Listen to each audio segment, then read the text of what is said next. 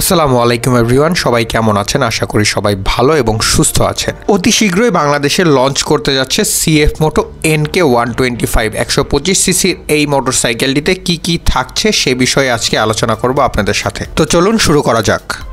CF মোটো বাংলাদেশে launch করার পরে ভালো জনপ্রিয়তা অর্জন করেছে এবং তাদের বিভিন্ন মডেল যেমন স্পোর্টস ক্যাটাগরি, নেকেড ক্যাটাগরির মডেল নিয়ে তারা বাংলাদেশে খুব ভালোভাবেই যাত্রা করেছে এবং তারা বাংলাদেশের মধ্যে বিভিন্ন জেলার মধ্যে তাদের বিভিন্ন স্টোর ওপেন করা শুরু করেছে। তারই পরিপ্রেক্ষিতে তারা সিএফ মোটো NK125 বাইকটি খুবই সদ্য লঞ্চ করার চিন্তাভাবনা করছে।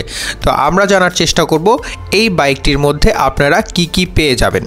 সিএফ মোটোর লুকস নিয়ে যদি কথা বলতে যাই তাহলে সিএফ মোটোর লুকস আমার কাছে বরাবরের মতোই ভালো লাগে এবং তাদের একটা ডিজাইন ল্যাঙ্গুয়েজ আছে, যে ডিজাইন ল্যাঙ্গুয়েজটা দেখেই বোঝা যায় এটি সিএফ মোটোর বাইক। সেটি 125, 150, 250, 300 থেকে শুরু করে 1000 সিসি পর্যন্ত বাইকের ক্ষেত্রে সেম একটা ক্যাটাগরি থাকে, যেটি দেখেই বাইকটি বোঝা যায় যে এটি সিএফ মোটোর বাইক। সিএফ মোটো NK125 বাইকটি 124 সিসির সিঙ্গেল সিলিন্ডার 4 স্ট্রোক লিকুইড কুল DOHC একটি ইঞ্জিন, যেটি কেটিএম ডিউকের পরে প্রথম 125 সিসির একটি ইঞ্জিন যেটি DOHC দ্বারা চালিত হবে। পাওয়ার হিসাবে রয়েছে 11 কিলোওয়াট যেটি 11,000 RPM এ প্রডিউস করে এবং টর্ক হিসাবে রয়েছে 11 নিউটন মিটার যেটি 8,500 RPM এ প্রডিউস করে। EFI ফুয়েল সিস্টেম হিসেবে রয়েছে বশের EFI ট্রান্সমিশন অর্থাৎ গিয়ারবক্স রয়েছে 6 স্পিড।